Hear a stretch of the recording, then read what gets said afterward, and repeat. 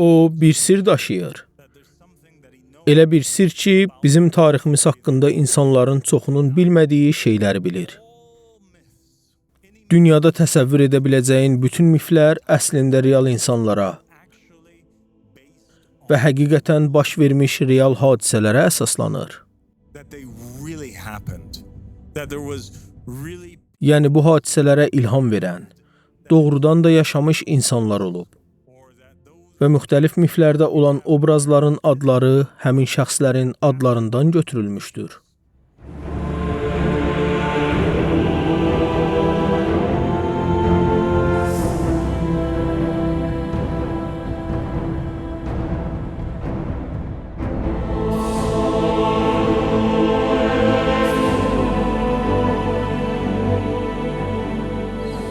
أعوذ بالله من الشيطان اللعين الرجيم بسم الله الرحمن الرحيم وصلى الله على محمد وآل محمد الأئمة والمهديين وسلم تسليما. السلام عليكم ورحمة الله وبركاته. Thank you for joining me tonight. Bu axşam mənə qoşulduğunuza görə təşəkkür edirəm. Beləliklə, bu gün hamı ilə birlikdə bir qədər maraqlı bir mövzunu müzakirə edəcəyik. Və hesab edirəm ki, bunu gecikdirmədən, dərhal müzakirə etsək daha yaxşı olar. Çünki biz bu mühazirələri yayımlayanda və ya insanlar qərargaha gələndə onların diqqət yetirəcəyi və ya nəzərlərini cəlb edəcəyi şeylərdən biri də məhz hazırda oturduğumuz bu otaq olacaq. Orada insanları çaşdıracaq çox şey var. Bu nədir? Bütün bu heykəllər nə üçündür? Bu insanlar kimdir? Deyə düşünəcəklər. Beləliklə, bugün keçmişin sirlərinin aydınlaşdırılması, qədim miflər araşdırılır, adlı mühazirəni keçirəcəyik. Bu rəsmi kim tanıyır? Əllərinizi qaldırın. Bu rəsmi indiyə qədər heç vaxt görməyən kimsə var? İndi bu, bütün dünyada ən məşhur rəsmlərdən biridir və Vatikanda yerləşir. Və adı nədir? Ardiyan.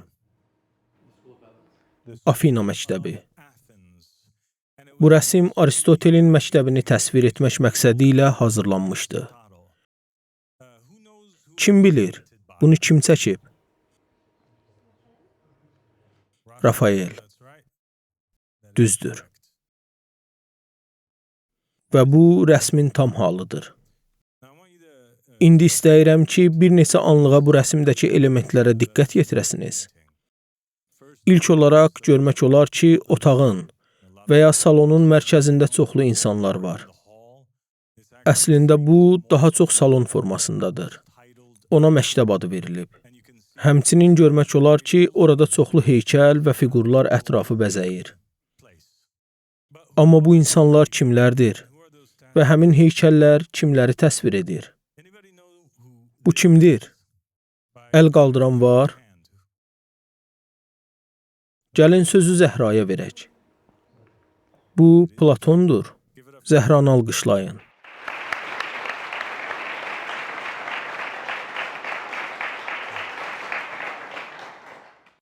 Bəs o, Aristotel. Düzdür. İndi biz onların hamısını nəzərdən keçirməyəcəyik. Amma müəyyən bir fikri sübut etmək üçün bir neçəsini nəzərdən keçirəcəyik. Bəs bu biri sağ tərəfdə. Ox onun üstünə işarə edir. Plotin. Bəs o, Plotinin birbaşa altındakı, oxun göstərdiyi. Bəli, Zərdüş. Yaxşı, başqa birinə baxaq. Bu necə? Burada kitabı nəzərdən keçirən, yazan. Kim? Düzdür, Pifaqor. Bəs bu kimdir? İskəndər. Bəs yuxarıdakı bu heykəl? Bəli, Rayan. Bu Apollondur. Düzdür. Yaxşı, bunu yoxlayaq. Bu sonuncu olacaq. Bu kimdir? Kim? Hades? Xeyr, Hades deyil. Afina. Bəs indi bu rəsmdə nə baş verir? Və Rafael bu rəsmi niyə çəkib? Bu rəsmi kim sifariş edib? Bu müxtəlif fiqurlar niyə bir yerdə, tək bir təsvirin içindədir? İskəndər ilə Pifaqorun nə əlaqəsi var? Onların Platon və Aristotel, Afina və Apollon, Plotin və Zərdüş ilə əlaqəsi nədir? Papa 2. Yuli adlı şəxs, Vatikan muzeylərini təsis edən və müqəddəs Pyotr meydanının yenidən qurulmasını başladan şəxs idi. O, Romadakı dırnaqarası papaların ən nüfuzlu və ən güclülərindən biri idi. Ona döyüşkən papa ləqəbi verilmişdi. Və əslində öz adını 1. Yulinin şərəfinə deyil, Yuli Sezarın şərəfinə seçmişdi. Bəs niyə 2. Yuli adı ilə tanınan papa xristianlığın mərkəzində qədim filosofları, riyaziyyatçıları, elm adamlarını, hətta döyüşçüləri şərəfləndirmək istəyirdi? Bu rəsm 1500-cü illərin əvvəllərində çəkilmişdi. Bəlkə o, xalq qarşısında açıqlaya bilmədiyi nəsə bilirdi. Bu sizə tanış gəlir? Sirlər zalı. Bu, bizim hal-hazırda çəkiliş apardığımız zaldır. Və bu zal liseyin və ya Afina məktəbinin rəsmdəki təsvirinin canlı forması kimi dizayn edilib. Çünki gördüyünüz kimi, rəsmdə Rafael elə bir zal təsəvvür etmişdi ki, orada bütün bu vəfat etmiş riyaziyyatçılar, filosoflar, peyğəmbərlər və digər şəxslər toplaşıb öyrənsin və müzakirə etsinlər. Və bugün bu dəvətdə məhz elə bu baş verir. Əgər insanlar bura daxil olsalar, görəcəklər ki, bu zalın hər tərəfi heykəllərlə doludur. Bəziləri bir qədər tanış görünə bilər, bəziləri isə o qədər də deyil. Və biz yenidən bunlara qayıdacağıq.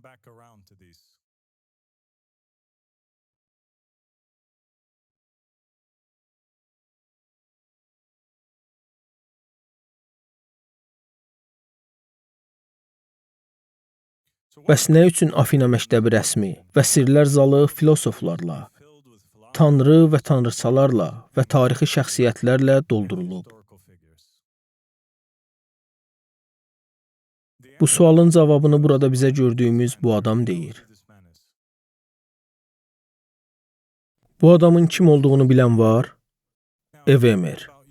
İndi Evemer haqqında qısa məlumat verək. O, qədim Yunan mifoqrafı idi. Mifoqraf kimdir? Mifologiyanı, mifləri araşdıran, bu sahədə ixtisaslaşan şəxs.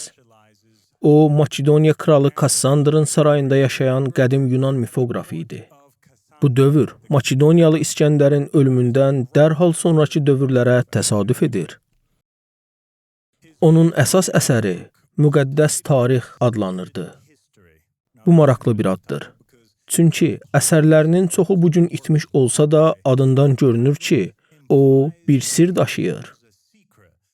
O bizim tariximiz haqqında çox adamın bilmədiyi bir sirri bilirdi. O, Evemerizm fəlsəfəsi məktəbinin banisi hesab olunur. Evemerizm ümumilikdə belə bir düşüncə məktəbidir. Dünyanın harasında olursa olsun, bütün miflərin əsası real insanlara və real hadisələrə söykənir. Onlar həqiqətən baş verib. Yəni, həqiqətən də yaşamış insanlar olub ki, həmin hadisələrə ilham veriblər. Və ya müxtəlif miflərdə qarşımıza çıxan obrazlar məhz bu şəxslərin adları ilə adlandırılıb.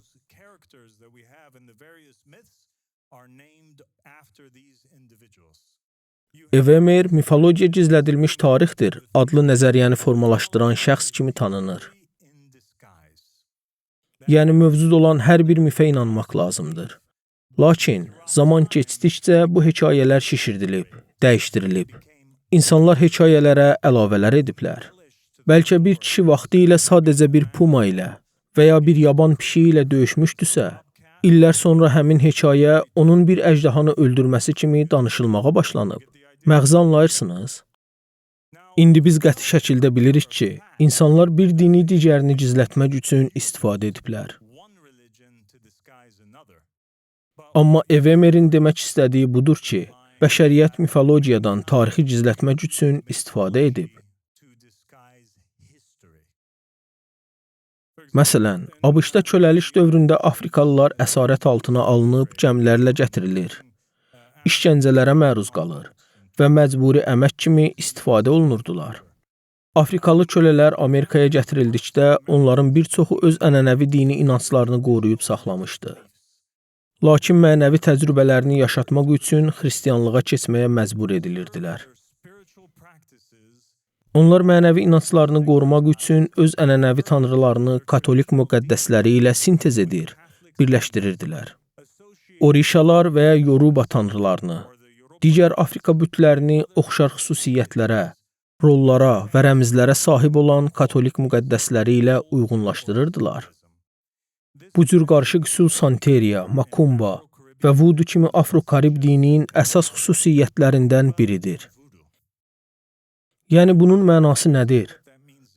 Qullar bura gələndə dinsiz gəlməmişdilər. Onların artıq öz dinləri vardı. Və onların çoxu Afrika dinlərindən birinə bağlı idilər. Məsələn, Makumba, Yoruba və ya Orisha adlanan ruhlara ibadət edən dinlərə. Onlar gəldikdə və öz dinlərini tətbiq etməyə çalışdıqda, hətta öz tanrılarının adlarını və ya təlimlərini zikr etdikdə belə, kölə sahibləri olan ağdərlilər onları döyür, işgəncələr verirdilər. Beləliklə, onların nə etməsi lazım idi? Onlar öz köhnə dinlərindən imtina etmirdilər. Lakin eyni zamanda xristianlığı qəbul etməyə məcbur edilirdilər. Onlara deyirdilər, əgər İsa Məsihə ibadət etsəniz, sizi döymərik. Onları İsa və Məryəm heykəlləri qarşısında səcdə etməyə, xristian təlimlərini dinləməyə məcbur edirdilər. Onların cavabı isə nə oldu? Onlar dinlərini qoruyub saxladılar, lakin onu gizli şəkildə, təqiyyə ilə yaşatdılar. Məsələn, bütün Orişaların anası sayılan bir tanrıça var. Adı Yemayadır. Onlar Məryəm ana heykəlinə baxaraq ibadət edərkən əslində Məryəmə yox, təqiyyə yolu ilə Yemayaya ibadət edirdilər. Başa düşürsünüz? Amma qul sahibi bunu bilmirdi. O elə düşünürdü ki, onlar Məryəmə ibadət edir və ya ona dua edirlər. Onlar adı Oqun olan Orişalardan və ya Loalardan birini, dəmirin tanrısını, müqəddəs Peter ilə əlaqələndirirdilər. Beləliklə, hər dəfə müqəddəs Peterin bir təsvirini görəndə öz-özlərinə deyirdilər, bu Oqundur. Beləliklə, bir şeyi başqa bir şeyin arxasında gizlədən insanlara dair nümunələr görürük. Onlar həqiqət hesab etdikləri öz inanclarını xristianlıq və ya qərb dinlərinin mifləri kimi qəbul etdikləri anlayışların arxasında gizlədirdilər. Burada Orişalardan bir başqası, Obatala göstərilir. O, adətən ağ geyimdə təsvir olunur və göyərçinlərlə əlaqələndirilir. Buna görə də onu ya İsa Məsihlə, ya da Məryəm ana ilə əlaqələndirirdilər. Əslində, universitetdə din araşdırmaları etdikdə Afro-Braziliya dinləri və Amerika xristianlığı haqqında öyrənəndə sənə bunu öyrədirlər. Bugün Amerikadakı bəzi kilsələrdə gördüyün müəyyən ünsürlər əslində Afrikadan gəlib. Onlar həmin Afrika ənənələri, adətləri və inancları ilə xristianlığı qarışdırıblar. Və bugün Pentakostal kilsələrində gördüyün o rəqslər, o mahnılar, o tərif və zikir üslubu, bunların hamısı o qarışığın nəticəsidir. İndi Evermer tək deyildi. O təkcə özü belə düşünmürdü. O mifologiyanın doğru olduğuna, bütün miflərin əslində faktlara əsaslandığına qəti şəkildə inanan yeganə filosof deyildi. Avropa və Afrika qitələri üzrə bir çox məşhur filosoflar və tarixçilər eyni inancı bölüşürdülər.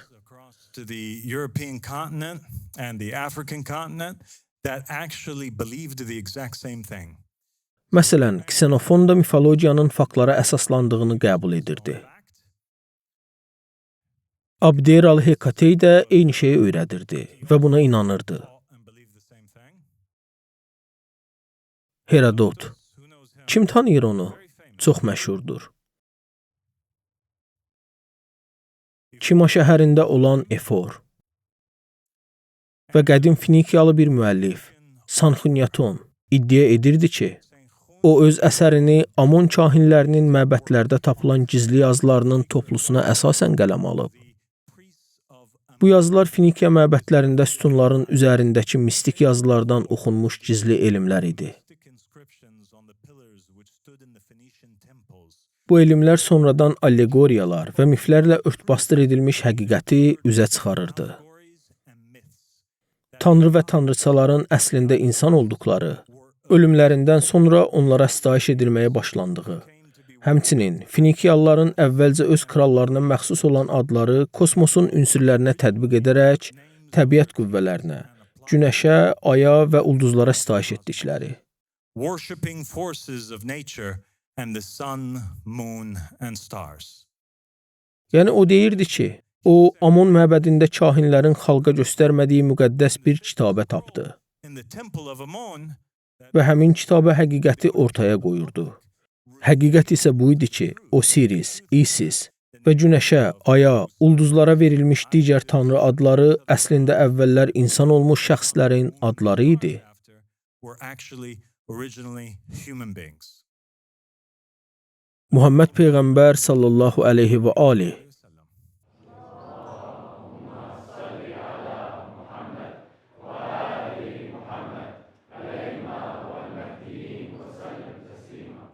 bütpərəstliyin mənşəyi haqqında danışarkən Evemeri təsdiqlədi. Idol worship agreed with Euhemerus. İbn Abbasdan nəql olunan bir rəvayətdə o Muhammed Peyğəmbərdən sallallahu əleyhi və aleyh belə nəql edir. İlk baxışda elə görünə bilər ki, onlar iki qardaşdır. Amma o dedi ki, Nuhun qövmü arasında mövcud olan bütlər sonradan ərəblərin arasında da ortaya çıxmışdır. Yəni Muhammed Peyğəmbərin dövründə ərəblərin ibadət etdiyi bütlər eyni bütlər idi. Bu bütlər Nuhun zamanından gəlmişdi. Vəd, Kəlb qəbiləsi tərəfindən, Dumat Əl-Candal bölgəsində, Sova, Hütheyl qəbiləsi tərəfindən, Yağus, Murad qəbiləsi tərəfindən, daha sonra Bəni Qutayf tərəfindən Əl-Cof, Səba yaxınlığı bölgəsində, Nəsr, Himyar qəbiləsi tərəfindən xüsusilə Zu Əl-Kəla qəbiləsi. Bu bütlərin adları Nuh ümmətindən olan salih insanların adları idi. Of Dhul Kala. These were names of righteous men from among the people of Noah, meaning who Yəni kimlər? Yəni bütlər, yəni Vəd, yəni Səva, yəni Yağus, yəni Yasuq, yəni Nəsr. Bunların hamısı Nuh qövmünün içində həqiqətən yaşamış salih kişilərin adları idi. Onun dediyi şey tam olaraq o filosofların öyrətdiyi ilə eynidir. what those philosophers were teaching. Onlar vəfat etdikdə şeytan onların xalqına ilham verdi ki, bu adamların toplaşdıkları yerlərdə abidələr uzatsınlar və onları bu salih şəxslərin adları ilə adlandırsınlar. Onlar da bunu etdilər. Lakin əvvəlcə bu bütlərə ibadət olunmurdu. Ancaq həmin nəsil dünyadan köçəndə və elm unudulanda həmin bütlərə ibadət edilməyə başlandı. Bəs insanların zehnində Tanrıya çevrilən bu salih insanlar kimlər idi? Çünki həm Muhammed Peyğəmbər, həm də filosoflar eyni şeyi deyirlər. Onlar deyirlər ki, elə böyük, möhtəşəm, son dərəcə salih və heyrətamiz insanlar var idi ki, insanların düşüncəsində Tanrıya çevrilmişdilər. Bəs onlar Peyğəmbər ola bilərdimi? Əbu Zər dedi, ey Allah Rəsulu, nəbilər və elçilər neçə nəfər idi? Muhammed Peyğəmbər sallallahu əleyhi və aleyh buyurdu, 124 min nəbi və elçi. Əbu Zər dedi, bəs onların neçə nəfəri elçi idi? O dedi, 313 nəfər, böyük bir dəstə. Bu məlumat Biharul Ənvardadır. Əbu Zər dedi, nəbilərin ilki kim idi? O dedi, Adəm. Mən dedim, o həm nəbi, həm də elçi idi? O dedi, bəli. Allah onu öz əli ilə yaratdı və ona öz ruhundan üfürdü. Sonra Muhammed Peyğəmbər sallallahu əleyhi və aleyh dedi, ey Əbu Zər, Peyğəmbərlərin dördü Süryani dilli idi. Adəm, Şis, qələm ilə ilk yazan İdris və Nuh. Dördü isə ərəblərdən idi. Hud, Salih, Şüeyb və sizin peyğəmbəriniz Muhammed. Və İsrail oğullarından ilk nəbi Musa idi. Sonuncusu isə İsa idi. Onlardan sonra 600 nəbi gəlmişdi. Yəni İsa ilə Muhammed peyğəmbər arasında. Əbu Zər dedi: Ey Allah Rəsulu, Allah neçə kitab nazil etdi? O dedi: 100 kitab və 4 müqəddəs kitab. Allah isə 50 səhifə, İdrisə 30 səhifə, İbrahimə 20 səhifə nazil etdi. Və Tövratı, İncili, Zəburu və Quranı nazil etdi. Amma yenə də Quranda neçə nəbinin adı çəkilir? Bilən varmı? İmran 25. Bu doğrudur. Quranda əslində bundan da çox nəbinin adı çəkilir. Amma insanların çoxu bunu bilmir. Müqəddəs kitabda, həm İncil, həm də Tövratda neçə nəbinin adı çəkilir? Məryəm 100-dən az, bu doğrudur. Bu, bir nəbinin necə tərif edilməsindən asılıdır. Çünki onların öz aralarında, müxtəlif məzhəblər və müxtəlif alimlər arasında nəbinin kim olduğuna dair fikir ayrılıqları mövcuddur. Lakin çoxlarının hesablamasına görə 43 nəfərdir. Deməli, 124 min ilə 43 və 25 arasında çox böyük fərq var. Görünür ki, çoxlu nəbilər və elçilər itbat olub. Muhammed Peyğəmbərin sallallahu əleyhi və aleyh sözlərinin doğru olduğuna inanırıqsa və doğrudan da 124 min nəbi və elçi gəlibsə, o zaman həmin şəxslərin kim olduğu ilə bağlı ən azı maraqlanmalıyıq.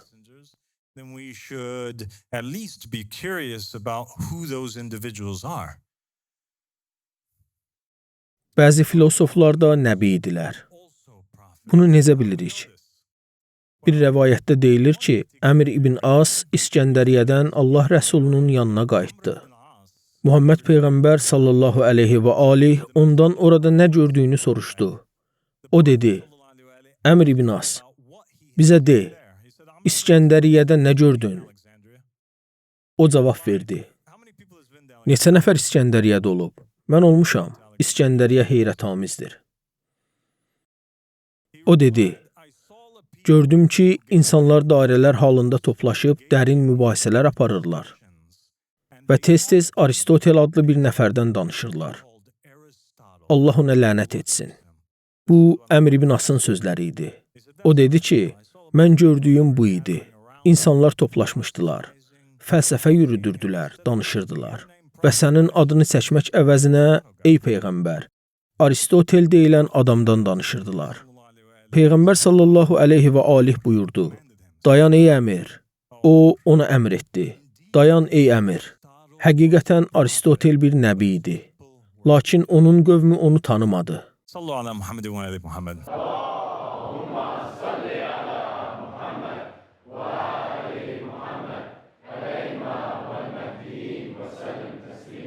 İndi, məncə burada xüsusilə də son cümlədə böyük bir ibrət var. Bütün təfəkkür edənlər və Muhammed Peyğəmbərə sallallahu əleyhi və aleyh inandıqlarını iddia edənlər, onun söylədiyi hər bir kəlmə üzərində dərindən düşünməlidirlər. O burada buyurdu: Dayan ey əmir. Və bu, təkcə Əmr ibn Asa deyil, Allah ona lənət etsin. Hər birimizə bir mesajdır. Biz bir tanrıya rast gələndə, bir tanrıçaya rast gələndə, bir filosofun adına rast gələndə, onları lənətləməkdən və ya onların kafir olduqlarını fərz etməkdən çəkinməliyik. Çünki biz onun kimi olmaq istəmirik. O güman edirdi ki, onlar kafirdirlər. Halbuki onlar əslində Allahın bir nəbisini tərifləyirdilər və ucaldırdılar. İndi sağ yuxarı küncdə bu 3 qutunun içində kimləri görürük? Ən sağındakından başlayaq. Bu kimdir? Aristotel. Ortadakı kimdir? Platon. Soldakı kimdir? Sokrat. Deməli, burada Sokrat, Platon və Aristotel var. Çoxunuz bilirsiniz ki, Sokrat Platonun müəllimi idi. Platon isə Aristotelin müəllimi idi. Aristotel isə İskəndərin müəllimi olmuşdu. Və imamımız Əhməd Əl-Həsən əleyhissalam, həmçinin İmam Mehdi əleyhissalam bizə təsdiqləmişlər ki, onların hər üçü, Sokrat, Platon və Aristotel nəbi idilər. Muhammed Peyğəmbər sallallahu əleyhi və alih buyurmuşdu ki, onların sonuncusu nəbi idi və bu məntiqlidir. Çünki Peyğəmbər sallallahu əleyhi və alih Əhməd Əl-Həsənin əleyhissalam bizə bildirdiyi nəticəni təsdiqləyir. Yəni Aristoteli ilhamlandıran və ona öyrədən şəxslər, həmçinin Aristotelin sözlərini qoruyub saxlayan şəxslər. Onların hamısı nəbi idilər. İndi isə bu şəxs kimdir? Aşağıdakı yaraşıqlı kişi, Ammonius Sakkas. Bəs bu şəxs kimdir? Plotinus. Bəli, Plotinus da onlardan biri idi. Və o, başlanğıcda həmin təsvirin içində olan şəxslərdən idi. Həmçinin Əhməd Əl-Həsən əleyhissalam bizə xəbər verdi ki, tarixin və bəşəriyyətin düşüncə tərzinin formalaşmasına kömək etmiş bu iki şəxs, bu iki böyük filosof da 124 min peyğəmbər və elçilərdən olublar.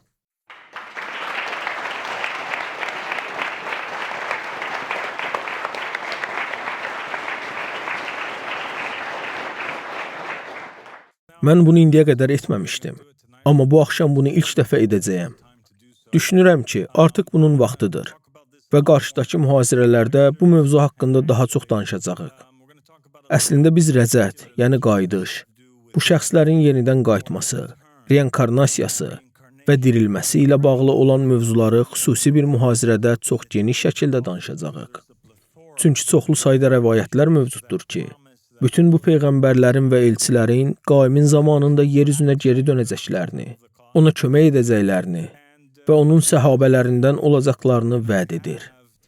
Və bu gün, hazırda olduğumuz bu otaqda həmin şəxslərdən ikisi bizim aramızdadır. Buna görə, rəcət etmiş Ammonius Sakkası səhnəyə dəvət etmək istəyirəm.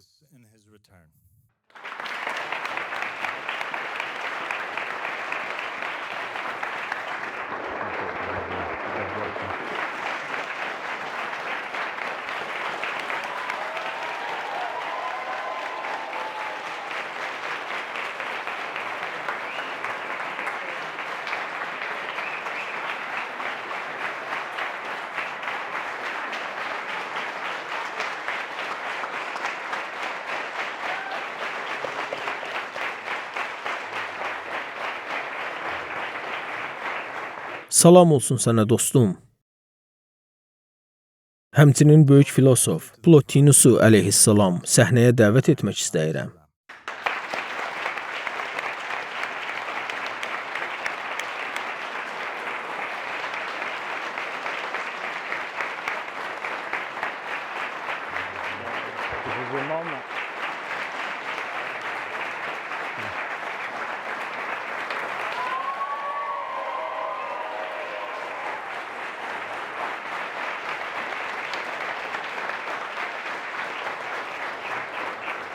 Bu ikisi arasındakı heyrətamiz bənzərliyə baxın.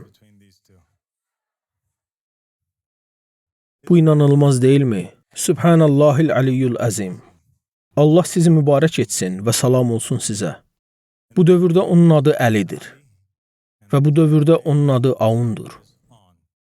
Və Əli doğulduğu zaman Əli Abbas idi. Lakin o, bu yaxınlarda adını rəsmi şəkildə Əli Haşim olaraq dəyişdi.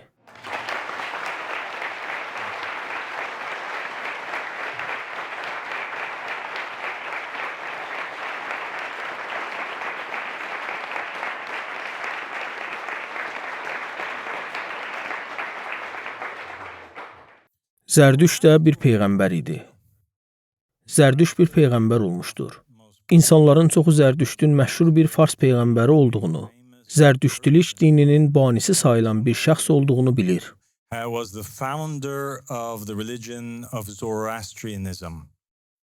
Lakin çox adam bu xüsusi rəvayəti bilmir. İndi buna baxın. Bu rəvayət nə deyir? Cizyə məcusilərdən, yəni zərdüştilərdən alınır. Çünki Peyğəmbər sallallahu əleyhi və alih belə buyurmuşdur. Bu onun hədisidir. O dedi, onlarla, yəni zərdüştün ardıcılları ilə, kitab əhli ilə davrandığınız kimi davranın. Onların Zərdüş, Zoroastr adlı bir peyğəmbəri var idi. Onu öldürdülər. Və bugün burada Fars varmı? Həmçinin onların Camast adlı bir kitabı var idi.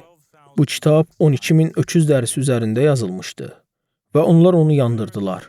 Beləliklə, Muhammed Peyğəmbərdən sallallahu aleyhi və aleyh gələn bir hədis var ki, orada Zərdüşt adlı Peyğəmbərin adı çəkilir və onun 124 min Peyğəmbər və elçilərdən biri olduğu təsdiqlənir. Budda da Peyğəmbər idi. Kəmalüddin və Tamamün Nimə adlı kitabda çox böyük bir bölmə var. Bu kitab ən məşhur 12 imamçı alimlərdən biri olan Şeyx Səduqun kitabıdır. Orada Siddhartanın, yəni Buddanın hekayəsi əvvəldən sona qədər tam şəkildə nəql olunur. Of Siddhartha, known as the Buddha, from the very beginning all the way to the end. And we're going to have a Daha sonra xüsusi olaraq Buddizm haqqında bir mühazirə verəcəyik. Amma həmin kitabda göstərilir ki, Budda 124 min Peyğəmbər və elçilərdən biri olub. was one of the 124,000 prophets and messengers. Bizdə həmçinin digər Asiya Peyğəmbərlərinin də qayıtdığına dair məlumatlar var. Və bunları da daha sonraki dərslərdə izah edəcəyik. Burada sağ üst tərəfdə kim var? Bəli, Konfutsi. Və İmam Əhməd Əl-Həsən əleyhissalam təsdiqləyib ki, o da rəzət etmiş peyğəmbərlərdəndir. Onun altında kim var? Düzdür, Lao Tzu. Bəs burada kim var? Cuanji. İndi isə sual budur. Bu otaqda bizim kimlərimiz var? Musa? Bəs sağ yuxarı küncdə kim var? Və onun altında kim var? Düzdür. Və beləliklə, burada, Sirlər zalında, bizim Tövrat və İslamda adı keçən şəxslərin heykəlləri var. Of biblical and Islamic individuals. Burada kim var? Bu kimdir? Sokrat. İndi bilirik ki, o 124 min nəbi və elçidən biridir. Bəs bu kimdir? Platondur. Və onun yuxarısında kim var? Hermes. Hermes nə üçün buradadır? Çünki gördüyünüz kimi, mədəniyyətdən mədəniyyətə adlar dəyişir. Amma onlarla bağlı əfsanə və ya hekayə eyni qalır. Və bu, qitələri, dinləri aşan heyrətamiz bir mövzudur. And it's one of those incredible things that cross continent, cross religions, the Christians, the Muslims, they have for a very long time associated Xristianlar və müsəlmanlar uzun müddətdir ki, Hermesi Totla, həmçinin İdrislə bağlanan Enokla eyniləşdirirlər. Burada bizdə Zevs var. Zevs də İmam Əhməd Əl-Həsənin əleyhissalam buyurduğuna görə sonradan Yunan tanrısı kimi ucaldılmış və hekayələri çox şişirdilmiş. Lakin əslində minlərlə il əvvəl öz qövmünə göndərilmiş salih bir şəxs olan 124 min nəbi və elçidən biri idi. But they were all based off of a righteous man that was sent thousands of years ago to his people. Orada yuxarıda Venera var. Biz onun haqqında və nəbi və elçi məqamına yüksəlmiş qadınlar haqqında ayrıca bir dərsdə danışacağıq. Venera planetindən və Venera hekayəsinin mənşəyi olan qadından bəhs edən çoxlu rəvayətlər və hədislər mövcuddur. The woman whom is the origin for the story of Venus. Və burada Mitra var, başqa bir fars şəxsiyyəti. 124 min nəbi və elçidən biri. Burada isə İskəndər var. Bəs yuxarıdakı kimdir? Nefertiti. Və bilirik ki, Nefertiti Axenaton ilə evli idi. Və Nefertiti məşhur hekayədə Yusif Peyğəmbərə evini açan salih kraliça idi. Və məhz Nefertiti, Axenaton və Yusif bütün Misrə tövhidi gətirdilər. And it was Nefertiti and Akhenaten and Yusuf that brought monotheism to all of Egypt. Və sonra Kleopatra var. Bəs o necə? O kimdir? Afrodita. Düzdür. Amma niyə burada Afrodita var? Afrodita kimdir? Afrodita Misirlilərə də məlumdur. O, Isis adı ilə tanınır. Və bilirik ki, Isis İmam Əhməd Əl-Həsən əleyhissalam tərəfindən Məzdəli Məryəmin inkarnasiyalarından biri kimi göstərilib.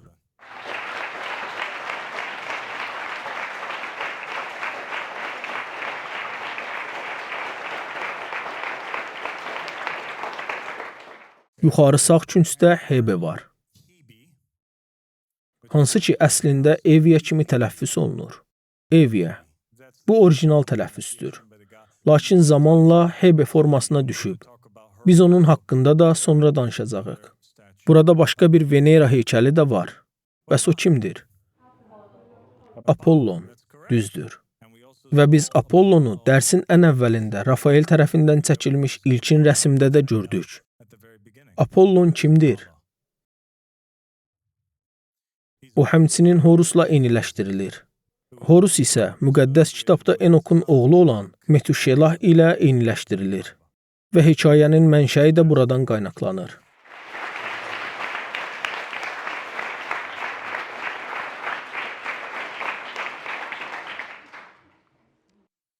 Bəs 124 min nəbi və elçi hara getdi?